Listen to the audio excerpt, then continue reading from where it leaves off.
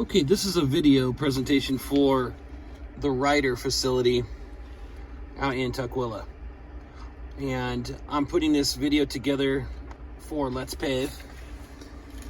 All right, and I was called out here to look at and do an evaluation of the property, which is just outside the building on the west side, where you've got 2 rows of parking here, plus a drive aisle that comes through that Ryder uses.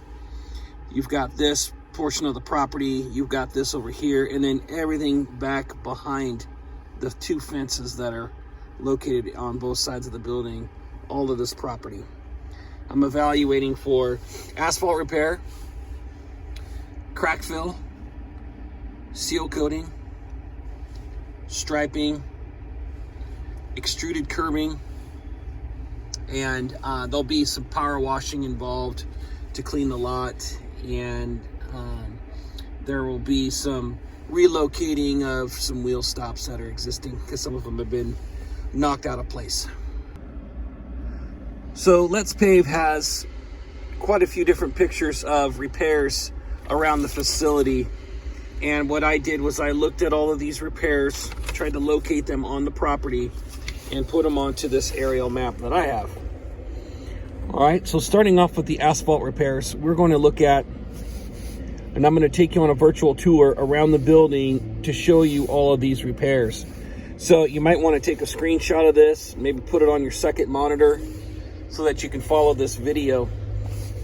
But I've got them labeled 1, 2, 3, 4, 5, 6, 7, which is this little piece here, 8, 9, 10, 11, 12, 13, which is a very large patch, and then 14. One of the concerns I've noticed on this property is there's not a lot of drainage involved or located out here. There's one catch basin that's under one of the trailers over here, and then supposedly back here there's another catch basin, but I can't get to it because it's got about a foot of water in this whole back corner. I spoke to, I think, the service manager, and he told me that there is a drain that's back here, but it's plugged, and it's going to need to be cleaned out by the general contractor that's out here, possibly. Okay. He did also mention that there is asphalt damage back here because of tree roots. Same goes with this repair over here in this corner.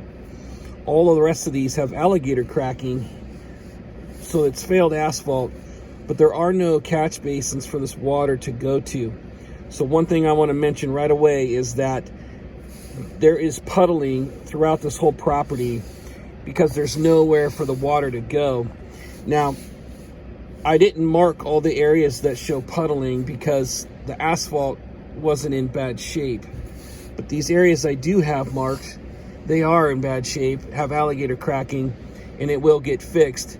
But there'll still be a lot of areas where there will be puddling after the repairs are done because there's really nowhere for the water to go. We could potentially push it to the outside of the perimeter on the property here, but when you get out in this area, water will be able to drain there, but as you get to this area here, it kind of crowns, and then water goes back in this direction, starts pooling in these areas. All right, so I'm going to take you on this little virtual tour, and I'm going to show you each one of these repairs, starting from number 1, walking all the way around the property, and going to number 14. This property for Ryder is located on the backside of Hartung Glass. This is a glass company that's out in front of them, and in order to get back to this property, the best way is to drive in from the south side of the glass company. From the main road, you come back and you enter the Ryder facility here. Okay, there's your Ryder facility. All right, so this is the first repair, and it starts right at where this tree is located. Supposedly there's supposed to be a little bit of curbing here, so I'm proposing to do curbing around this, but replacing this asphalt here, also replacing that curbing, and I'll give you those quantities later. But for right now, what we're doing is we're going through these asphalt repairs. So this is a really large patch. All this area here has failed asphalt. You can see it's collecting mud, tries to drain. You've got some major puddling here at the entrance. You've got some cracking that goes up through here, but that's about the stopping point. Okay, so this whole area I have proposed to be repaired. Where the water goes, there really is no spot. We could try to push it to the back corner, but as you can see right now, that's the low spot. There's really nowhere for the water to go. There's no drainage, okay? So that's just one issue. Repair number 2 is this long repair. Okay, this is Ryder's main route of traffic. So when they come out of the property, I think they're directed to come this direction and go out. So I think part of their responsibility is maintaining this part of the road. So just over half of it, about 60% of it, is gonna have to get removed and replaced because there's alligator cracking all through it. So what I did was I marked from this location here, coming all the way out, catching all this alligator cracking all the way down to the end of this curb island. You see there's puddling in different places. We've got a little bit of tree root damage there, so we'll have to remove like 3 tree roots right here from this tree. Okay. I'll also be showing you all this curb repair after I go through the asphalt. Here's the little section right here, which was repair number 7. The curbing got taken out. There used to be an island right here, but it was in the way of the trucks coming in and out. So what we'll do is we'll just run the curbing around right here at the end of this stall and then close it off right there. But all this asphalt needs to be repaired. This big pothole, you've got a lot of this in this area right here that's all alligator cracked and goes over to there. So the number 8 repair is what you see right now, which is this entire area here is alligator cracked. The one catch basin I was talking about is over underneath, right about where that dumpster is. But this whole area has alligator cracking and then comes at an angle and then connects to this repair, which was repair number 2. So I've shown you so far repair number 1, 2, I've shown you number 8, and I've showed you number 7. I'm gonna take you back over here towards number 3, 4, 5, and 6, which is out here in front of the building. Okay, now I'm in front of the building.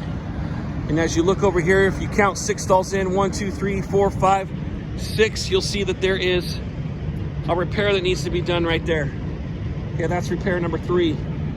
Repair number 4 is this area right here, which comes right off of this and covers this entire drive aisle. We want to be able to fix this whole area here. And if possible, we'll try to get the water to push that direction and towards that one catch basin that's there. Otherwise, the water might end up traveling this direction. Okay, we'll make that determination with a transit, and we'll make sure we get the water going either that direction or that direction if possible. Okay, so this is repair number 4. Repair number 5 is underneath these 2 vehicles here, and there's tree root damage. You can kind of see the tree roots popping out here.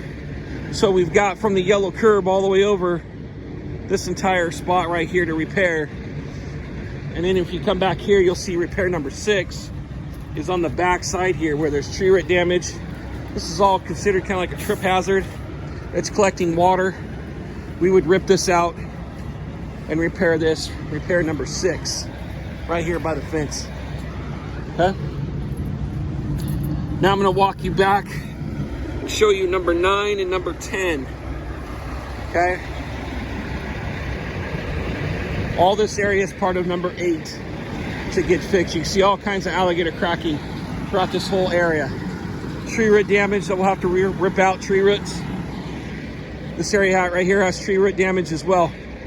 So repair number 9, it's a pretty large repair. It goes from the curb all out here into the drive aisle. Goes straight ahead to this concrete pad. So we would end up fixing this entire area here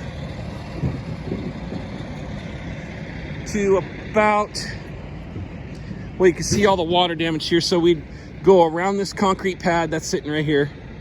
So we would repair all this asphalt in here, this puddle right here. We would do a straight shot to this concrete, as you can see from like the fence. We'd come all the way in, go right to the concrete, wrap around, get this whole drive aisle area that's collecting a bunch of water, and hopefully maybe try to push the water that direction towards the perimeter of the property, because it kind of drops down on the backside of the curb. Then this is repair number 10. Okay, so this repair number 10 will go right to where that seam is right there.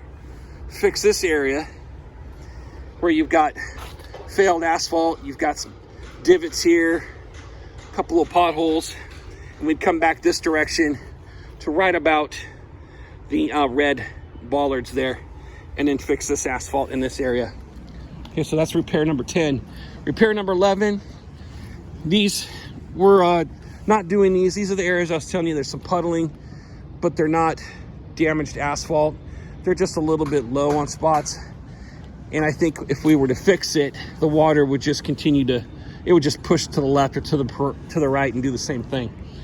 So I did not include that. But right here I did on the corner. You got the fence here, you got the corner, and you've got iron sitting right here. Okay, this repair is repair number 11 on the map. We would fix this entire area around the lid and then make it flush with the iron. So we'd fix that. Here's another one that's got iron, but it has concrete around it. This is number 12. Okay, so on this, we'll leave the concrete alone, but we'll fix this puddling and alligator cracking that's right in this area here. Okay, so we'll fix that one. It's kind of an elongated piece here. It's not real big, but we would try to capture that alligator cracking and get this section right here replaced. These other lines that you see going through here are cracks that we can fill with crack filler before we do seal coating. Okay, now we're looking at the really big repair, which is number 13. Number 13 is out here at the back of the property. So that's the southeast corner of the property, or the building. And this is the southeast corner of the property. You can see a lot of it's underwater from where the curb island is there all the way down. You've got extruded curb, but it's all started to sink. And you just got a ton of water collecting. Supposedly there's a catch basin back here in this corner, but it's gonna have to be unclogged and cleaned out by another company. But all of this area is considered failed asphalt from this stall line all the way out. And then when you get past that stall line, it'll go just a little bit farther out here. Okay. It's actually not the first stall line, I should say. It's the second stall line. So not this first one, but this second stall.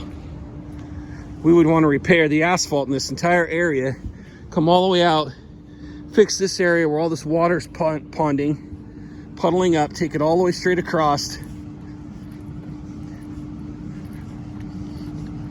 and then draw an imaginary line from that curb that you see there. Actually, let me, hold on. It's just short of that. So we'd go just a foot past this. So the second stall here is where we would go and then fix this entire area. So to make it easy, we'll just do a straight line, fix the asphalt all the way to this corner, go to there, and all the way down. That is one long rectangular section, and that is repair number 13. There is some tree root damage in the corner, and that whole stretch of curbing there is going to be replaced, but we'll talk about that later. The last section is going to be over here before you exit out of the gate. There's another area, and it's repair number 14. This one has some tree root damage. And here we are on the south side of the building. Here's the gate. And here's the area of repair that needs to be done in this stall. There's tree root damage right here. So we'll have to cut the tree roots, put in new asphalt. You can see the curbing is broke on here. So we won't put new curbing in on this. We could take it out. All the rest of this is just wheel stops that go all the way down. When construction is over, I think a lot of this stuff's gonna get moved. But we will have to relocate. We'll have to refasten about 6 wheel stops on the property. Okay, the last asphalt item, which is not a number, it's a speed bump, okay? It's a 24-foot speed bump that needs to be ripped out. It's a foot wide right now. We'll make it 2 feet wide by 24 feet. Remove and replace that and make it a 3-inch tall speed bump. Okay, so now, starting from the southwest corner of the building, I added all the extruded curbing that needs to be replaced, and it's in green, okay? You will see, as you go all the way around the building, there is 1, 2, 3, 4. You go all the way around, and then there's 5. So there's 5 areas of curb repair that need to be done. We would remove and replace all the extruded curbing in these areas, and I can show you what that looks like. Okay, and as I'm taking you over to the first curb repair, just know that we're also providing a price for seal coating and striping. As you can see, there's 2 ADA stalls. They're up in the front with some crosshatch. You've got a lot of these curbs in the front that are painted yellow all the way around, so we'll have to power wash and clean these curbs off and then restripe them. Some of these other areas don't have painted curb. So the curb repair number 1 would start here, make a little island around here, go all the way down to the fence. Then we've got this area here that we would repair from the front and bring it around here to the corner here and stop. Then we've got a small section of curbing here on these 2 stalls that we would replace, as well as on the third stall. The third stall has a little bit of curb repair behind this car, which is right here. It's actually the forced parking stall. It's like a little 2-foot piece.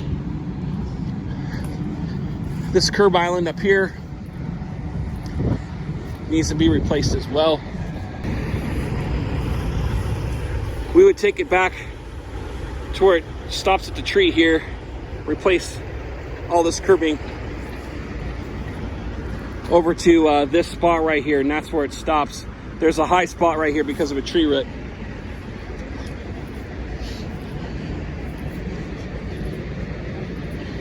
Everything else on this side of the property is good.